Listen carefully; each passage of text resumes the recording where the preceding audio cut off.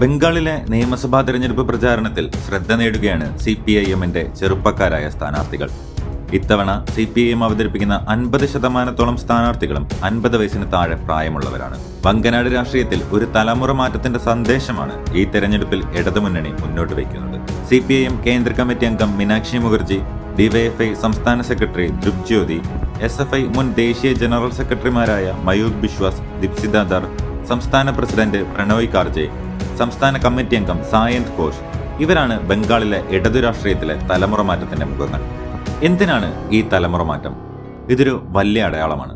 തൃണമൂലിന്റെ അഴിമതിക്കും BJPയുടെ വർഗീയതയ്ക്കുമെതിരെ ചോദ്യമുയർത്തുന്നത് അവിടുത്തെ ചെറുപ്പക്കാരാണ്. ബംഗാളിലെ ചെറുപ്പക്കാർ ഇന്ന് ഇടതുപക്ഷത്തിനൊപ്പം അണിനിരക്കുന്നു. തൊഴിലില്ലായ്മ, കുത്തഴിഞ്ഞ വിദ്യാഭ്യാസ മേഖല, സുരക്ഷിതരല്ലാത്ത സ്ത്രീ സമൂഹം, ഈ പ്രശ്നങ്ങൾ കൂടുതലായി അനുഭവിക്കുന്നത് ബംഗാളിലെ ചെറുപ്പക്കാരാണ്.